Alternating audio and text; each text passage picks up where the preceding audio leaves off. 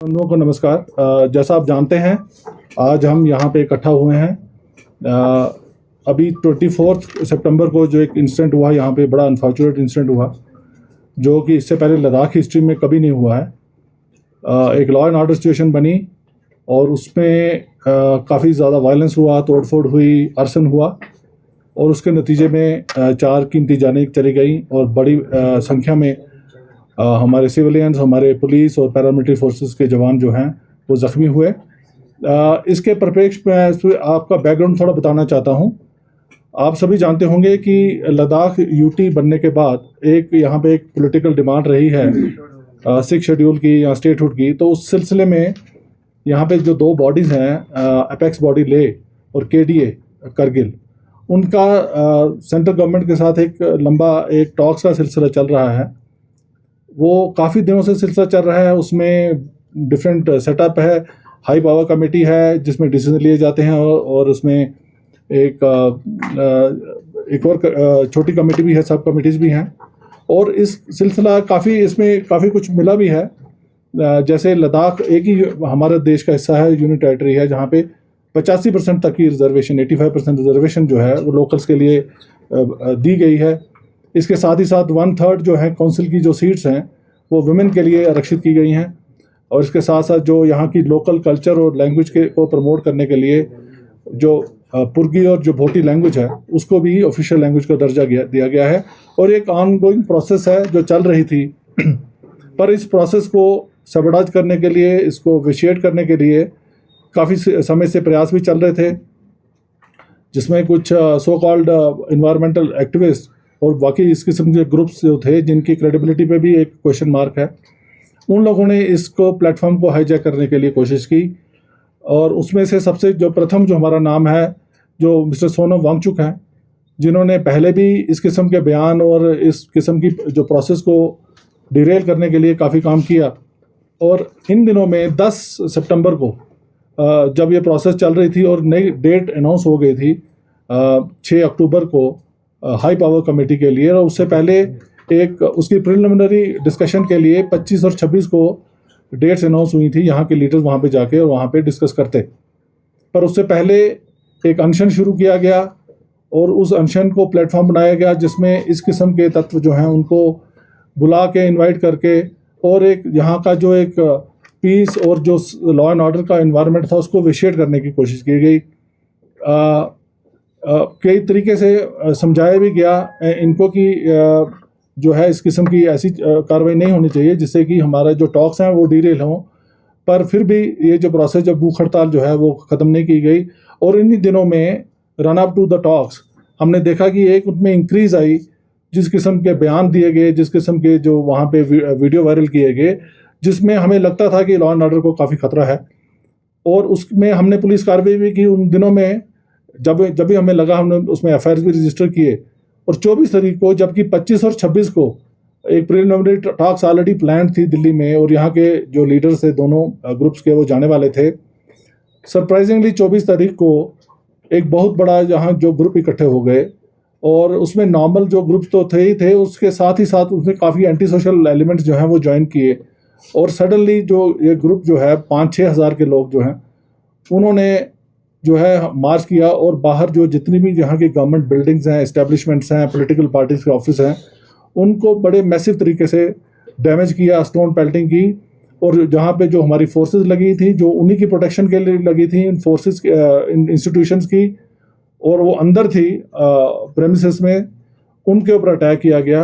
आपको video footage आपने देखी होंगी।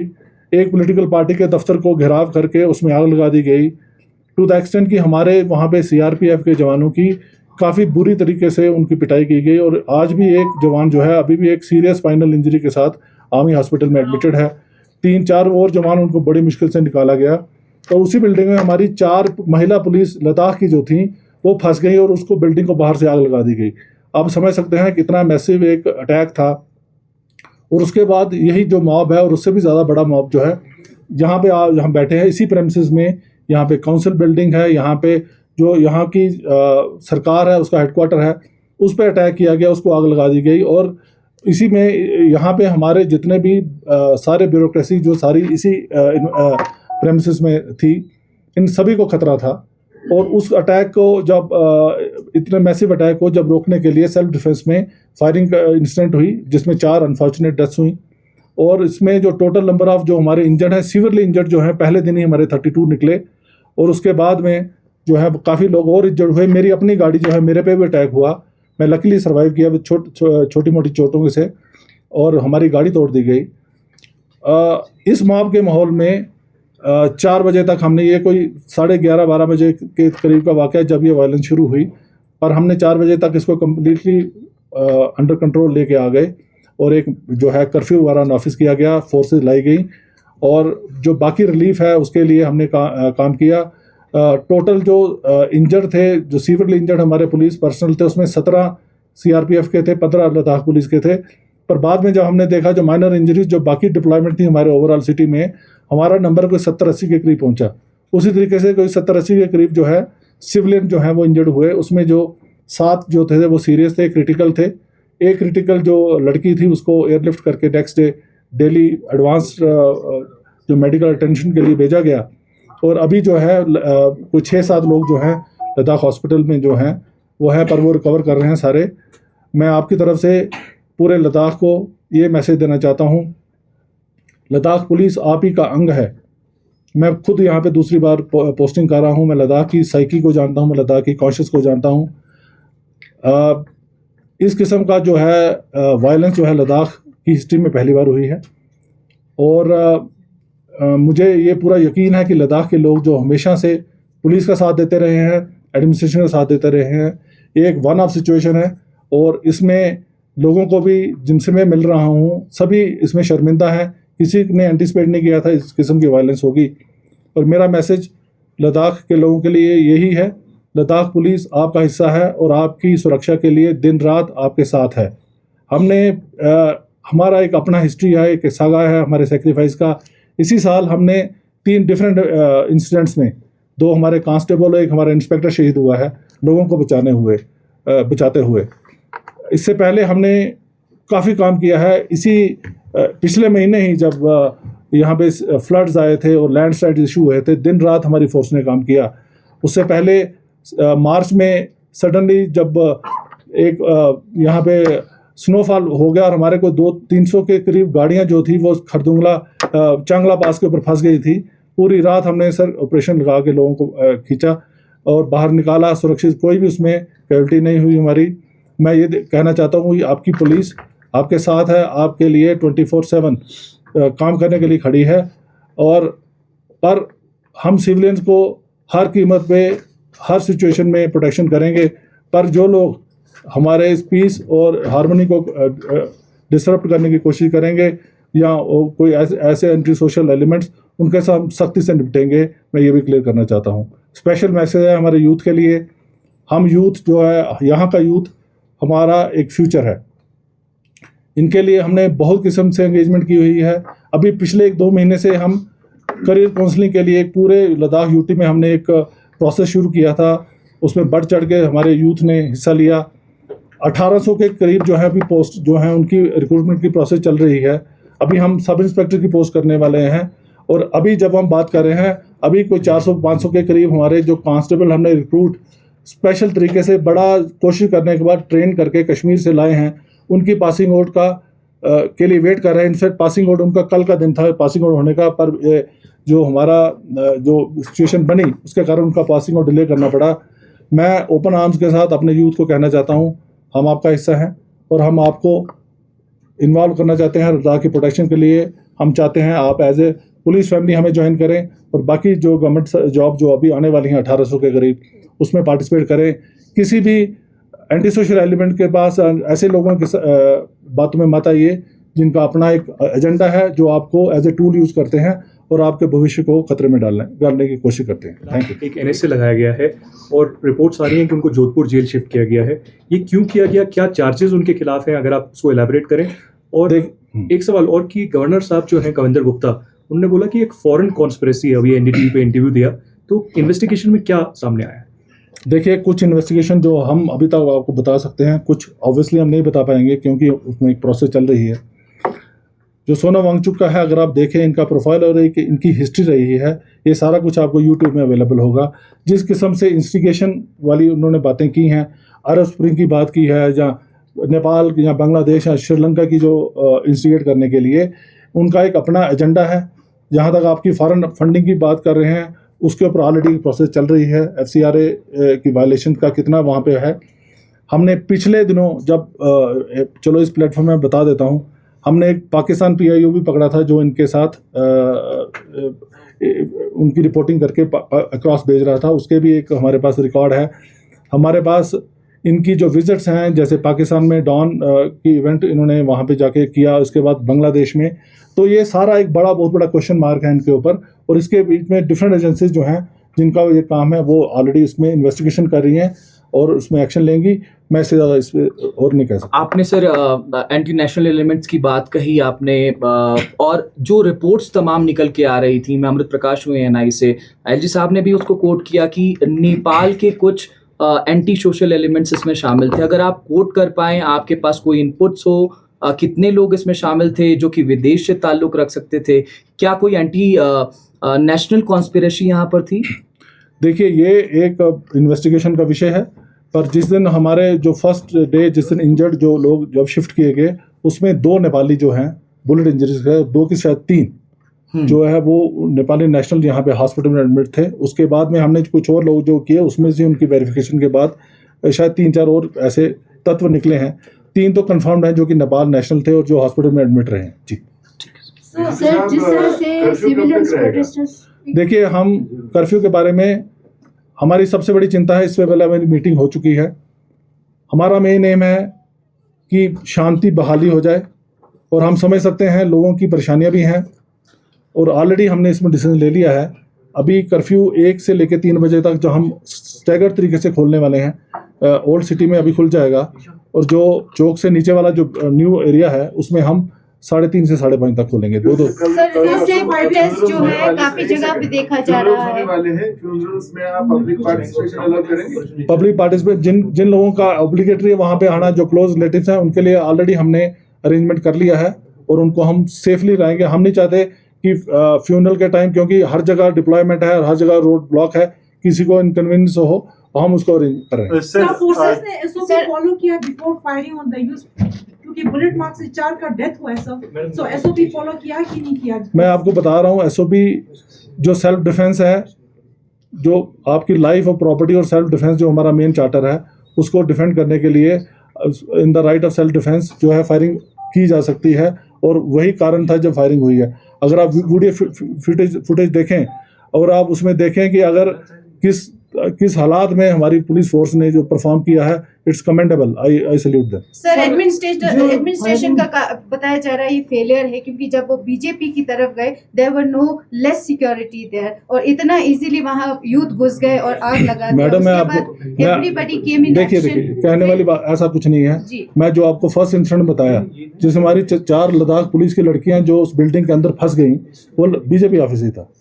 उसी ऑफिस में जिसको आग लगा के और जिसको हमने बड़ी मुश्किल से रिट्रीव किया, और जो हमारे पुलिस CRP के ऑफिसर हैं जो अभी भी एक स्पाइनल इंजरी के साथ इमोबाइल होके आर्मी हॉस्पिटल में पड़े हुए हैं, ये वहीं की सिचुएशन थी। सर, अभी तक इस मामले को लेकर कितनी FIRs रजिस्टर्ड हुई हैं, कितनी गिरफ्तारियां हुई, और क्या गिरफ्तारियों में कोई फॉरेन नेशनल या लद्दाख के बाहर का कोई इंडिविजुअल है? देखिए, मेरी अभी तक की जो नॉलेज है, 44 लोग हमने जो है वो गिरफ्तार किए हुए हैं जो जेल में हैं। उसमें से 5-6 जो हैं जो मेन रिंग लीडर्स हैं वो पकड़े गए, और ऑब्वियसली सोनम वांगचुक जो मेन उसका इंस्ट्रूमेंट प्लेयर था, उसको हमने NSA के भेज दिया बाहर।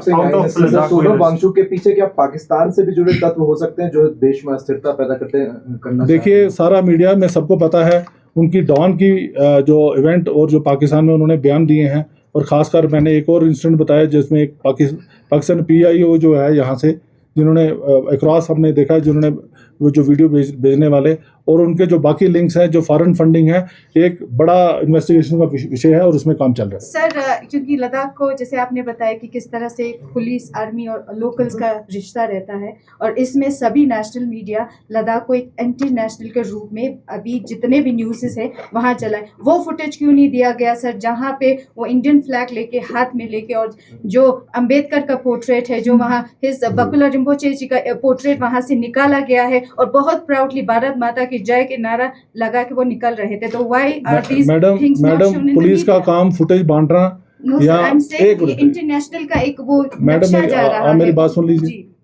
पुलिस का काम जो है लॉ एंड ऑर्डर मेंटेन करना, पीस एंड सिक्योरिटी इंश्योर करना है। पुलिस का काम फुटेज बांटना या किस मीडिया में उसको क्या रूप दे रहा है, वो हमारा मीडिया मैनेजमेंट का काम नहीं है, वो मीडिया का ही काम है। तो ये आप अपना ड्यूटी जिस हिसाब से करेंगे, आप जैसा उसको पोर्ट्रे करेंगे वही करेंगे। सर, आप बता सकते हैं ना, क्योंकि यू कैन ब्रीफ मैम, हमारे लिए सबसे इम्पोर्टेंट काम है, आपको पता नहीं है, हमारी फोर्स 4 दिन से सोई नहीं है, आपको ये शायद पता नहीं है, और हमारा मेन काम है कि कानून व्यवस्था जो है वो इंटैक्ट रहे, हम उसी में लगे। सर, पिछले जो बीते हुए दिनों में जितना सीआरपी लद्दाख में डेवलपमेंट किया, उसकी वजह से लोगों में, आपने सुना होगा, अंचल में आपका इंटेलिजेंस होगा, तो उन्होंने फीडबैक दिया होगा कि उसकी वजह से काफी फ्रस्ट्रेशन था। आपने बोला उस समय कि वो मोनेस्ट्री में चोरियां हो रहा है, इसकी लाया, सीआरपीएफ चोरी पकड़ने के लिए लाए हैं। This was the statement given by the madam, मेरी एक ही रिक्वेस्ट है सभी से, अब सोसाइटी में फंडामेंटल राइट्स और फंडामेंटल ड्यूटी साथ साथ चलती हैं। अगर आप लद्दाख पुलिस की, हम कह रहे हैं we are stretched to the limit, आपकी मोनेस्ट्रीज के बारे में एक ऑलरेडी हमने प्लान बनाया हुआ है, उसमें हम अपने खर्चे से CCTV लगवा रहे हैं और वहाँ पे आदमी दिए हैं। ये कम्युनिटी का एसेट है, मोनेस्ट्री जो है कम्युनिटी की हैं, आप कम्युनिटी के लोगों का भी उसमें बनता है कि कम से कम एक रिप्रेजेंटेटिव जो है वो आप वहाँ पे रहे और उनका जो ट्रेजर्स, जो आपके पुराने डॉक्यूमेंट्स हैं या पुराना जो खजाना है, उसकी रक्षा करे। ये तो आप लोगों का मेन काम है, हम उसमें असेस कर सकते हैं, पर हम आपका वो पूरा क्लेम नहीं कर सकते, हमारा काम और भी है। सर, कल एपिक्स बॉडी ले ने एक प्रेस कॉन्फ्रेंस करी थी और उसमें बड़े सीरियस एलिगेशंस लगाए एडमिनिस्ट्रेशन पे और पुलिस पे। उन्होंने कहा कि आपने कि फायरिंग की ज़रूरत नहीं थी, इनडिस्क्रिमिनेट फायरिंग पुलिस और सीआरपीएफ ने करी। फिर उन्होंने ये भी एलिगेशन लगाया कि जिस तरह से सीआरपीएफ पिछले कुछ दिनों में लाई गई है, ऐसा लगता है कि ये इस प्लान के तहत लाई गई थी कि इनके एजिटेशन को ख़त्म किया जा सके। अब एक minute, there is a contradiction what you are saying. CRPF अगर उस दिन यहाँ नहीं होती, ये पूरा ले टाउन जल जाता। मैं आपको ये पूरे आपको मैं कॉन्फिडेंस से कह रहा हूँ, ठीक है। और हमें कोई शौक नहीं है कि हम यहाँ पे अपने अननेसेसरी फोर्स लाएं। फोर्स को लाना एक बहुत बड़ा एक इसमें प्रोसेस इन्वॉल्व होती है। फोर्स ऐसे नहीं है कि आपको ऐसे मिल जाएगी। एक फोर्स का लॉजिस्टिक मूव करने में बड़े एंगल्स होते हैं, बड़ी रिक्वायरमेंट्स होती हैं, उनका लॉजिस्टिक का देखना, उनको ठहराना। हम नहीं चाहते यहाँ पे फोर्स हो, हम तो चाहते हैं पीस प्रिवेल करे, अमन आए।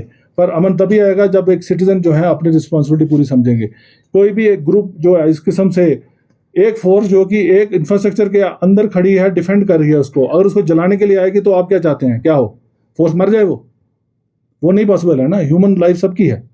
तो अगर या तो आप किसी को, आपको प्रोटेस्ट को उठाने के लिए या क्लियर करने के लिए बात हो, ये तो वो सिचुएशन थी जहाँ पे हमारी गाड़ियाँ, जो हम एक इंस्टीट्यूशन को प्रोटेक्ट कर रहे थे, बाहर से जो आपके इस असामाजिक तत्व आके वहाँ पे अटैक कर रहे हैं और उनके ऊपर आगजनी कर रहे हैं, सारा कर रहे हैं। आपने फुटेज में देखा होगा सर, जिस तरह आपने बताया, जिस तरह आपने बताया सीआरपीएफ ने सेफ्टी रीजन दिया आपने कि उन्होंने फायरिंग इसीलिए किया।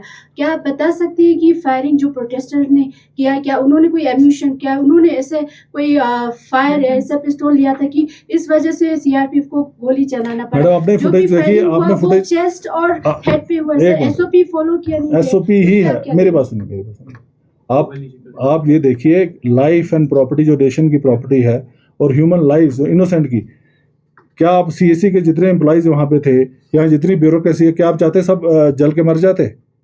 ये नहीं चाहते ना आप। तो एसओपी जो होती है वो आपको उस कंटेक्स्ट में देखिए। हम फोर्स अगर अंदर खड़ी है किसी को प्रोटेक्ट करने में, किसी को क्या लिबर्टी है कि उसको फोर्स को आके अटैक करे? अगर आपने कोई आपका डेमोक्रेटिक एक्सप्रेशन है, उसको पीसफुल तरीके से करिए, जो कि आप हमेशा करते हैं।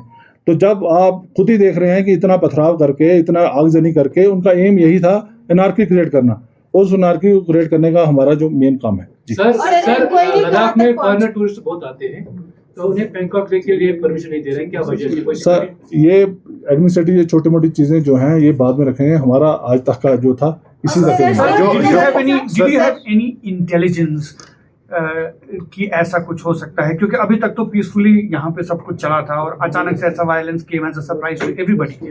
तो क्या आपके पास कोई भी इंटेलिजेंस था कि कुछ ऐसे असामाजिक तत्व जो हैं वो इसमें शामिल हो सकते हैं, कुछ हो सकता है? और फिर अगर ऐसा था या तो आपने उसके लिए क्या मतलब? देखिए इंटेलिजेंस थी तो तभी तो हमने डिप्लॉयमेंट की थी। अगर इंटेलिजेंस ना हो, हमें पता ना होता तो हम ऐसा तो नहीं होता कि नहीं करते। तो हमारा जो है पुलिस का अरेंजमेंट जो होता है डिप्लॉयमेंट होता है इंटेलिजेंस बेस्ड होता है। एक छोटा सा सवाल, बस एक छोटा सा सवाल, क्या कर्फ्यू सर जो आपने पाकिस्तानी जो पीआईओ की बात की जो अरेस्ट हुआ सर, वो यहाँ से वीडियोस भेज रहा था और सोनम वांगचुक के कांटेक्ट में था। सो क्या उस कन्वर्सेशन या इन्वेस्टिगेशन में ऐसा कुछ पता चला कि पाकिस्तान से इंस्ट्रक्शन आ रही थी? ये इसके ऊपर अभी हमारा काम चल रहा है, अभी स्टेज पे हम नहीं कर रहे। Thank you.